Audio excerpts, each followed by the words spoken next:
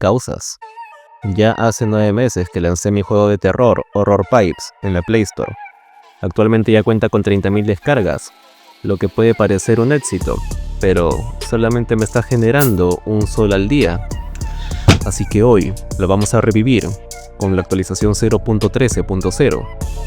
Esta actualización trae loot boxes, logros, efectos visuales, modificaciones para la escopeta, jefes y más. No tiene multijugador, una estrella. También vamos a repasar los problemas más graves que he identificado que tiene el juego, cómo los voy a resolver y lo que le espera a este proyecto en un futuro. Horror Pipes es un juego de terror en el que limpias obstáculos en tuberías laberínticas mientras escapas de los monstruos que las habitan, pero también puedes enfrentarte a esos monstruos con la escopeta en el modo supervivencia, donde limpias tuberías infinitas y compras mejoras para tu personaje, hasta que te descuidas, mueres y pierdes todo tu progreso. El tipo de juego que acabo de describir pertenece al género roguelike, pero uno bastante clásico y estricto. En un roguelike moderno existe algo llamado metaprogresión, es decir, que el jugador avanza por el nivel, desbloquea mejoras, muere y vuelve al inicio, pero conservando las mejoras que ha desbloqueado. Mi forma de añadirle metaprogresión a mi juego ha sido a través de la escopeta. En el vídeo pasado pedí ideas para los mods de la escopeta, y me han dado ideas para todo, menos para los mods de la escopeta. Bueno, en YouTube sí me hicieron caso, pero se ve que sobre todo les interesa que meta monstruos y más armas. Pero no pasa nada, gente, yo me las ingenio. Antes la escopeta era un objeto único, pero para poder hacer las modificaciones la he separado en 12 piezas. Por defecto, tu escopeta tendrá un solo cañón, pero se puede ampliar hasta 4. Esto implica que al disparar puedes aumentar tu daño 4 veces, independientemente de la carta que ya te da puntos de daño. Para no gastar tus balas de golpe, también puedes craftear la modificación de semiautomático, que te permite disparar una por una las balas de cada cañón sin necesidad de recargar hasta que vacías todos los cañones. También está la modificación de cañones largos, que te permite disparar a mayor distancia, y la modificación de culata larga, que reduce el tiempo de recarga. Ambas modificaciones penalizan la velocidad de movimiento. Y por último está la linterna. Mi idea era que se viera así, con luces dinámicas que proyectan sombras y se mueven en tiempo real. El problema es que son increíblemente costosas para la tarjeta gráfica de un celular. Para que el juego no se arrastre a 5 FPS, el motor de Unity tiene un límite estricto de cuántas de estas luces pueden iluminar un mismo objeto a la vez. En móviles, ese límite suele ser 1. Entonces, cuando exportaba el juego y lo probaba en mi celular, la luz de la escopeta era degradada automáticamente a una luz por vértice, de baja calidad. Así que ya por defecto la dejé configurada así, y simplemente le aumenté el rango para que ilumine una mayor área del nivel. Para craftear las modificaciones, introduje la chatarra, que se obtiene de los jefes, casualmente también de enemigos menores, pero siempre y en mayor cantidad por matar a un jefe.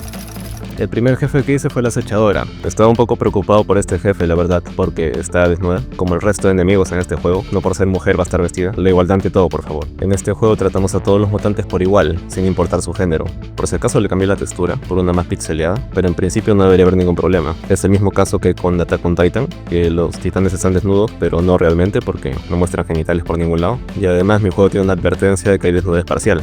Así que en principio no debería haber ningún problema con Google. Su máquina de estados es bastante simple. Consiste en un modo de furia basado en la proximidad. Si te acercas o ella consigue acercarse a ti, su velocidad sube al máximo. Así que la estrategia es simplemente tomar distancia. Voy a aprovechar esta sección para explicar cómo funciona el sistema de pathfinding, porque algunos me han preguntado cómo hacen los enemigos para perseguir al jugador. Todo se basa en una red de nodos invisibles que coloco en cada trozo del nivel. Al empezar una partida, cada uno de estos nodos busca a su vecino más cercano y traza una conexión, creando dinámicamente un mapa de todos los caminos posibles. Cuando tú te mueves, el nodo en el que estás detecta que has ingresado en él. Le avisa a un script central, que a su vez le avisa a todos los enemigos tu nueva ubicación. En fin, para el segundo jefe, elegía nada más y nada menos que al... La vaca Saturno Saturnita. Ya sé que odian a los Brainrot, pero me divertí mucho haciéndolo. Me encanta porque es el único enemigo que se puede defender y contraatacar a distancia de todo el juego. A diferencia de la acechadora, este enemigo funciona como una máquina de estados más compleja. Primero te persigue por un tiempo, luego se detiene para apuntar y finalmente dispara, pero su mecánica clave es la defensa. Cuando su salud baja de cierto porcentaje, interrumpe su ciclo de ataque y activa una fase de escudo, volviéndose completamente invulnerable por unos segundos. Y para que la pelea sea justa, todo esto se comunica visualmente mediante los colores de su anillo. Ya con el nuevo sistema de jefes y modificaciones implementado, podría haber sacado video, pero quería meterle más cosas al juego. Como ya saben, inspirado por Counter-Strike, los primeros cosméticos que metí fueron guantes. Otra cosa que ese juego también tiene son las cajas. Todas las cajas del Counter son de skins para las armas, y el objeto más raro son los guantes y los cuchillos. Pero como en mi juego el cosmético principal son los guantes, se me ocurrió simplemente hacer un par de cajas de guantes. Pero antes de hacer las cajas tenía que resolver un problema fundamental. Quería replicar la animación que muestra el premio que has obtenido. Con mis guantes actuales era imposible porque son rígidos y no seguían el movimiento de la mano. Para los que no sepan, en 3D, los modelos de los personajes tienen un esqueleto interno llamado rig. Para que un accesorio como un guante se mueva junto con la mano, la malla del guante tiene que saber qué tanto debe moverse cada uno de sus vértices con cada hueso. Normalmente este es un proceso manual y tedioso, llamado pintura de huesos, pero en mi caso simplemente bastaba con separar la malla del guante y ponerlo dentro del mismo rig. Como todo esto del modelado 3D, la animación y el rigging me parecen magia oscura, no hice nada hasta probar la teoría con una mano de 2 dedos. Viendo que todo funcionaba, recién hice los guantes nuevos y grabé una referencia para después animar dentro de Blender, haciendo uso de la ancestral técnica de la rotoscopia.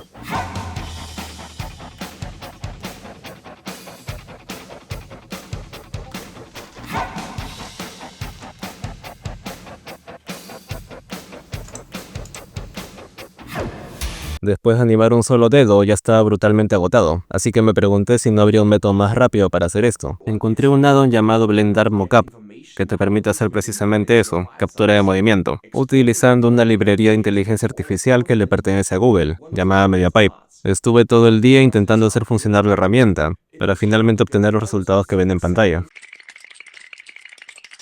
Era de esperarse porque no tengo la mejor cámara, y de todas formas los equipos más caros de captura de movimiento requieren una limpieza en las animaciones antes de poder utilizarlas. Así que derrotado, volví a Blender a terminar la animación por rotoscopia.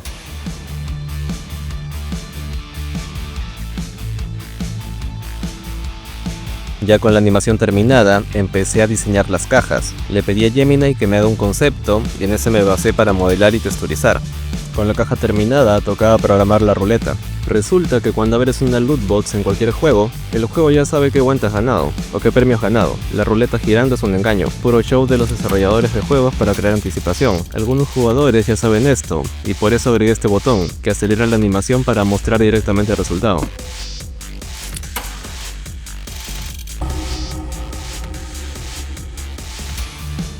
Ya para terminar, hice este panel mostrando todos los guantes, ya que Google nos obliga a mostrar las probabilidades de obtener cada objeto de una loot box. Así que para que no me borren el juego, acá está el porcentaje de cada uno de ellos. Y ya de paso le agregué un sistema de checks para que puedas ver cuáles son los guantes que ya has desbloqueado.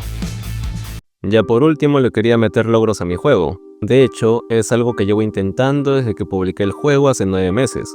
Y no había podido porque, por más que seguía la documentación al pie de la letra, los servicios de Google no funcionaban. ¿Y por qué no funcionaban?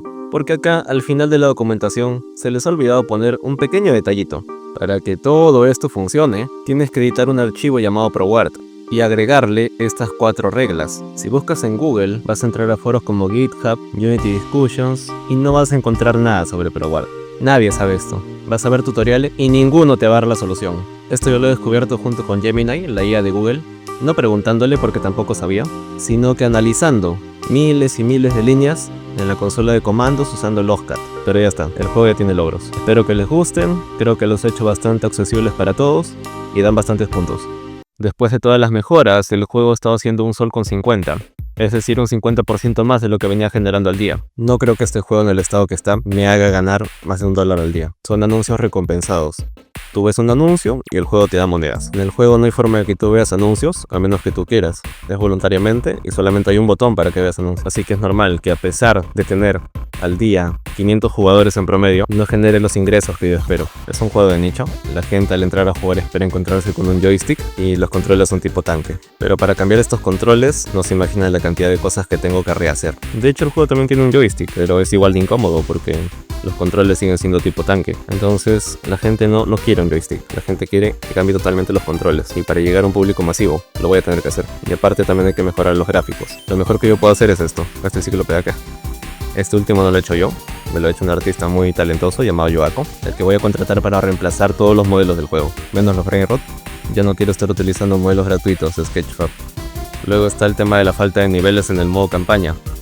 Mi idea para el acto 3, para los 7 niveles posteriores a este, o sea, niveles 15 al 21, es que el jugador se convierta en el cíclope.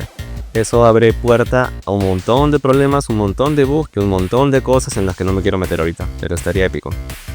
Parte de ese modo de juego solamente estaría encerrado en estos últimos 7 niveles. ¿Cómo lo saco? Tendría que hacer otro modo de juego en el que eres el cíclope. En resumen, hay mucho potencial y mucho trabajo por delante. Ya para cerrar el video, les quería mostrar algunas propuestas de diseño que gente muy talentosa me ha enviado para implementar en el juego. Este cíclope lo comisioné para colocarlo en la ficha de la tienda de Google con alguna captura de pantalla del juego. Por acá tenemos un rediseño de los botones del menú, un adelanto del cómic de Horror Pipes, un rediseño del cíclope para Horror Pipes de PlayStation 6 y este último diseño que es el que ha hecho Yoako, con el que voy a seguir trabajando para rehacer todos los modelos del juego. Un saludo para Juan, que siempre está enviando ideas súper detalladas. Solo mira este menú. Sí o sí, así se tiene que ver la versión final del juego. Déjenme en los comentarios si quieren ver un Horror Pipes en Roblox y nos vemos en un próximo vídeo.